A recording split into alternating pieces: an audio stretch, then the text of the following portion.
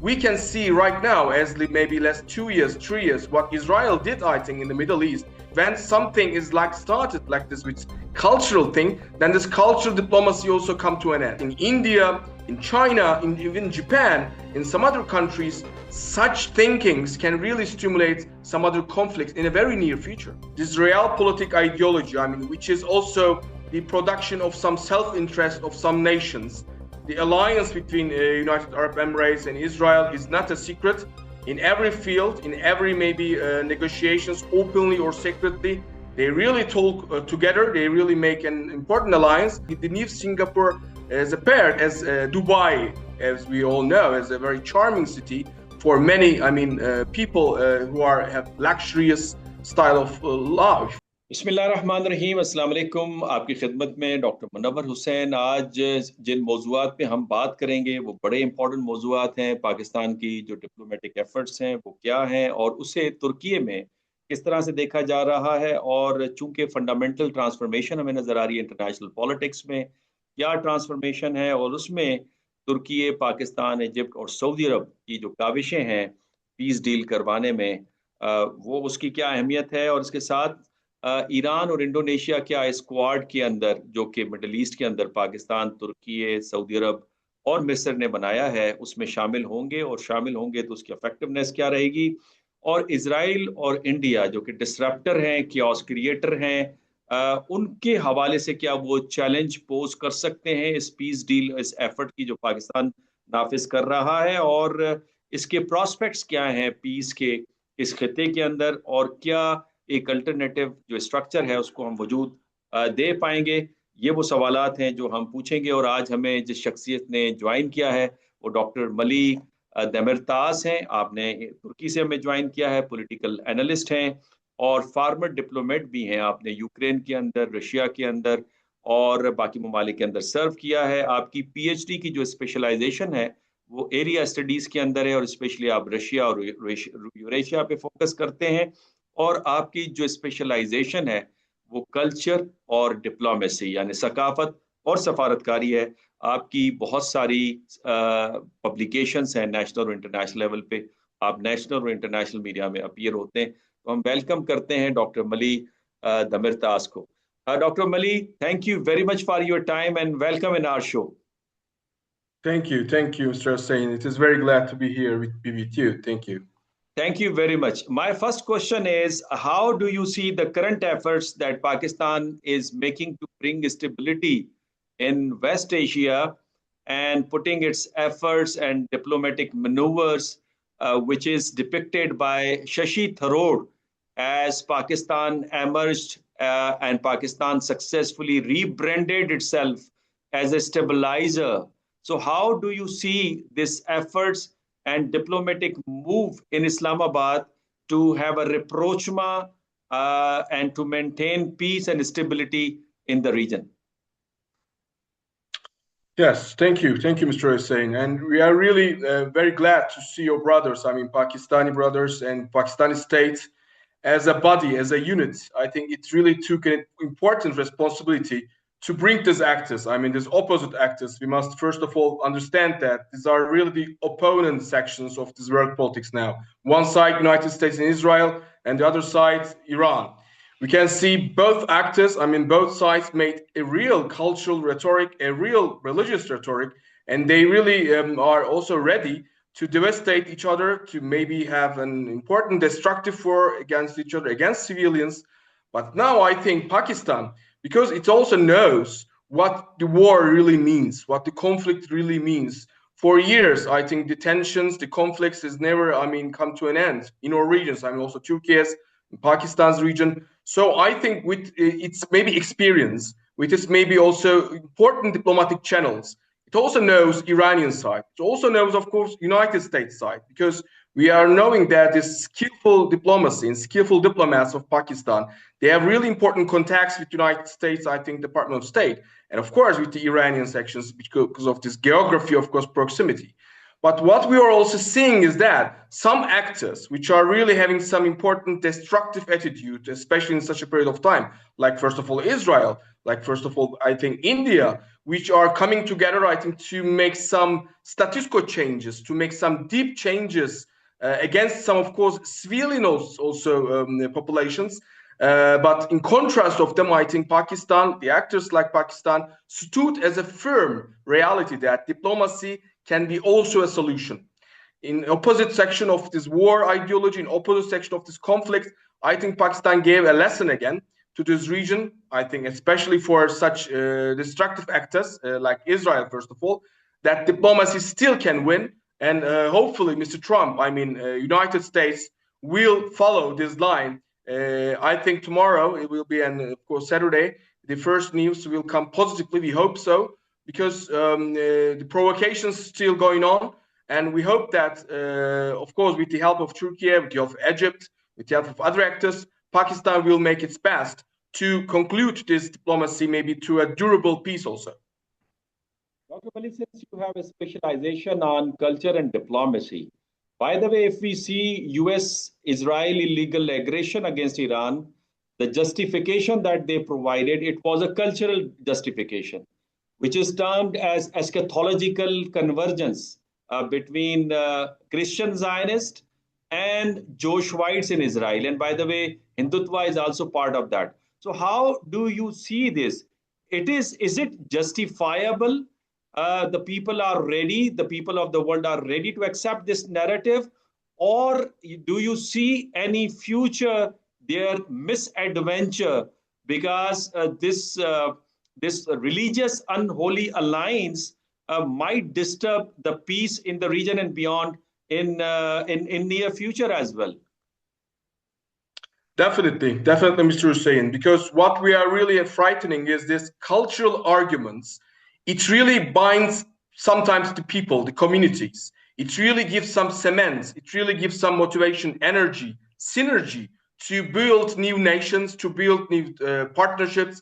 But when we use it for very daily products of politics, very aggressive policies, I mean, we can see right now, as maybe last 2 years, 3 years, what Israel did, I think, in the Middle East, in the wider region of Middle East. I mean, not only now in Iran. Think about Palestine. It is, of course, acknowledged as a genocide by the United Nations independent reports, but also what it did still in Lebanon, some parts of Syria also, and the same rhetoric always going on. Think about this Knesset speeches of Mr. Netanyahu in his far-rightist elements, far-rightist ministers. They're always thinking about this cultural value and how we can understand this cultural value. Every religion, every cultural, of course, entity has some meaning for its community. And as you said, yes, when something is like started like this with cultural thing, then this cultural diplomacy also come to an end, because cultural diplomacy or diplomacy and culture as a combination means not separation of people, but in contrast, it is really the binding or maybe some transformation of these hostilities into agreements or friendships. But now what we are seeing as this Judeo-Christian idealists, maybe with, I'm sorry to tell that, but Mr. Trump's and his maybe some rightist cabinet members, they're also thinking that sometimes these Judeo-Christian ideals can work. But we as a maybe friend or as an ally, I think, of Turkey, Pakistan, we also advise them such rhetorics cannot go on, especially in such regions, very historical and ancient regions like Middle East, like in Pakistani, like in Turkish regions. And as you said, yes, in India, in China, in even Japan, in some other countries, such thinkings can really stimulate some other conflicts in a very near future. What is the reason, in your viewpoint, that we see harmony and alliance among three different cultures like Christianity, evangelical in the form of evangelical, Hindutva, and Joshuites in Israel, while this variable is missing in the case of the Muslim nations? I mean, UAE and Bahrain, they are aligning themselves with Israel rather than with Iran. So how do you see this very complex phenomena? I mean, this cultural harmony is absent in the case of Middle East, and it is present in the case of three divergent cultures. And at this point, as you said, yes, this realpolitics come to maybe into the surface, Mr. Hussein, because with the addition, I mean, of culture, this realpolitik ideology, I mean, which is also the production of some self-interest of some nations. As you said, first of all, I think United Arab Emirates must be put in the first place, because we already know that in these last years, the alliance between United Arab Emirates and Israel is not a secret. In every field, in every maybe negotiations, openly or secretly, they really talk together. They really make an important alliance. But I think the stimulus or motivation somehow come from United States, first of all. Think about the first term of presidency of Mr. Trump, just the first visits of Mr. Trump in his first years. I mean, 2017, 18, or so 20. And then in the second term, also the first visits is paid again to this region. I mean, United Arab Emirates, also Saudi Arabia, and of course, Israel.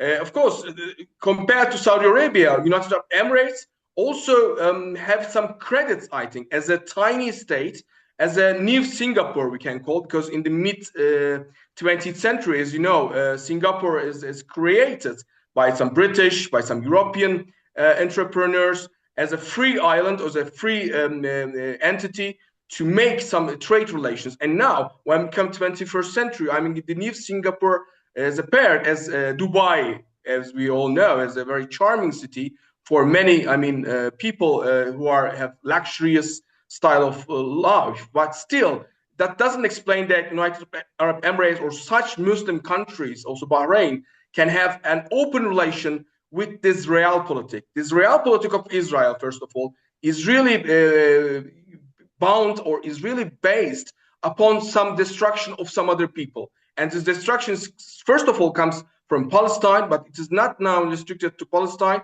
as we all see now Lebanon, and of course Syria. And one day, I'm sorry to tell that, but United Arab Emirates, even Saudi Arabian targets, even Syrian, and some politicians, I'm sorry, but far-rightist politicians always think that even some Turkish targets can have, I mean, a priority for some Israeli politics, they said. I mean, when, we don't know, but still, such aggressive cultural state must be stopped.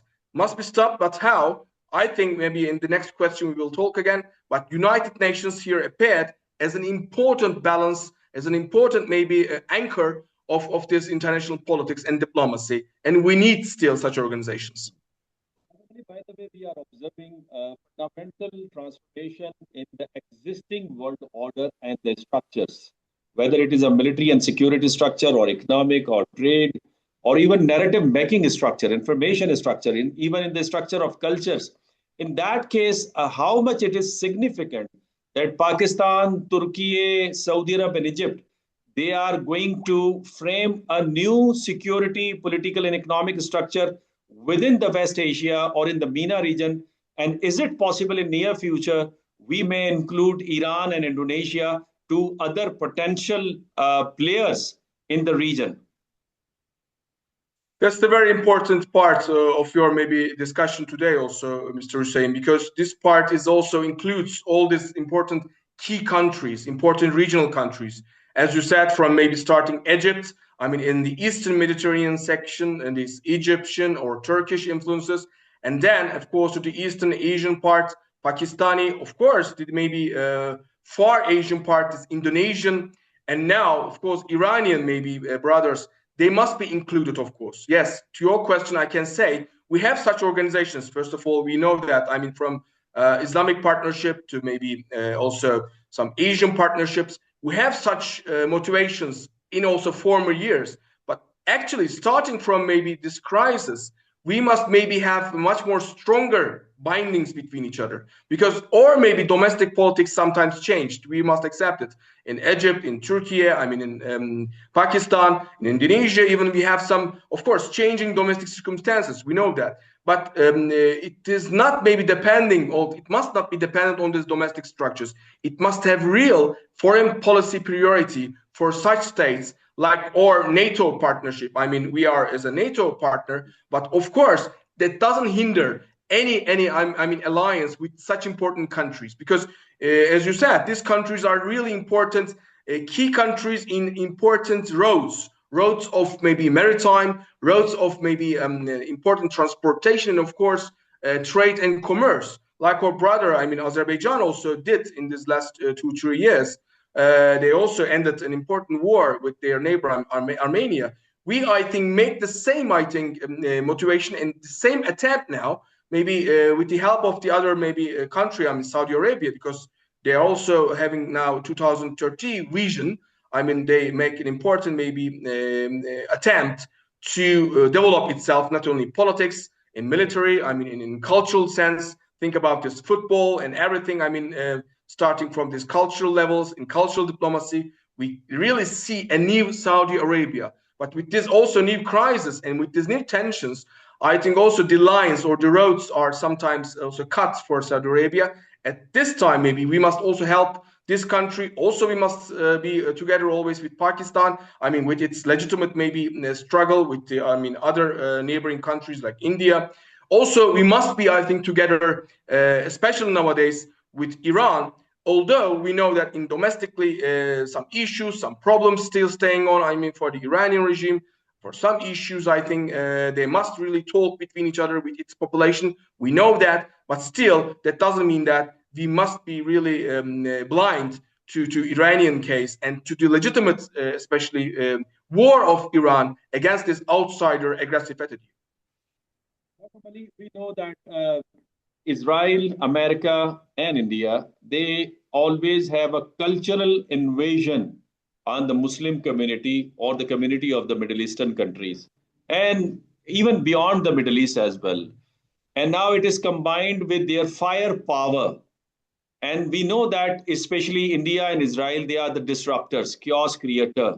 Chaos is in their favor with the different objectives, because Israel want to have a greater Israel, while India wants to have a primacy in South and West Asia. In that case, Pakistan is putting this effort to bring peace and stability in the region. Is it possible that these two evil states might disrupt this process, and how this challenge can be managed? This is the important point also of this wider region, Mr. Hussein, because think about this first days, even just 2 or 3 days before of this Iranian war. I think Prime Minister Modi was just in Knesset, I mean in Israel, Jerusalem, and we just saw very intimate, I mean, dialogue of Mr. Modi and Mr. Netanyahu. And I'm really sorry to see such scenes of a country of like an India, because we must accept that India is a multicultural state. It also have many religions, many cultures inside, many important people who really believe in democracy still. But also, I think many Indian people is also having some not happy moments to see such, I mean, very intimate connections of Modi and Netanyahu just before the war of Iran. And just after that, of course, the attacks on Iran started, of course, with Mr. Trump. But we all know that the main motivator behind Mr. Trump is always Mr. Netanyahu, his far-rightist, but real far-rightist elements, because somehow Netanyahu in the past can have some, I mean, moderate policies in some of his political years. But after this far-rightist alliances, we really saw that it is one of the worst moments of Israel, maybe in the human history, in its maybe, of course, very short history. We must accept it's like 80 years of state of Israel. Culturally, historically, yes, we must accept that Israel is an entity in a region, but as a state, is a very, very newly former, not heavily based state still. So we must accept that Israel will continue to do this, Mr. Hussein. And I think Mr. Modi now, Prime Minister Modi needs them, because he also knows that he is alone. Just think about also this Iranian crisis. He sent a ship. I think he just sent this coordinates, I think, to the United States side. And how many soldiers, I mean, of Iran's just killed because just Iranian ship is a civilian ship, as far as I remember. They just made a spying case in this Iranian war. These are very, poor tactics, very bad tactics for a country like India. Because India is a developing economy, it can have some peaceful methods for dialogue still. Also with its, of course, important neighbor of Pakistan. First of all, they must talk, of course, with Pakistan for the unsolved issues of this territory population. And then after solving such issues, they can jump into this wider politics. I mean, in the Middle East with Israel, in the other sections, obviously with Russia and with other countries. But without solving such ethical problems, we really do not understand how can they go so far beyond their, of course, legitimate orders and legitimate aims. But as a last word, maybe I can say that Israel really playing its maybe last cards, maybe just yesterday night, and they made these attempts against Lebanon.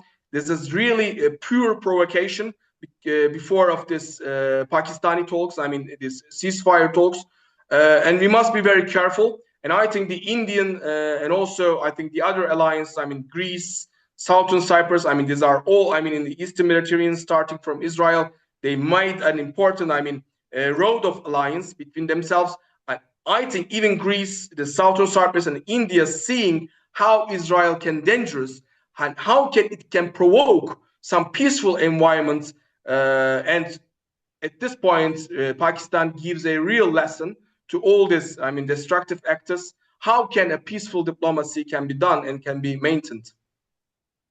Dr. Mali, Debartas, thank you very much for your time and sharing your very valuable analysis and educating us on a very important issue that the world is facing at this moment. And hopefully we will see you again. Mr. Hussein, it is also a pleasure of mine. Thank you and have a good night. Thank you.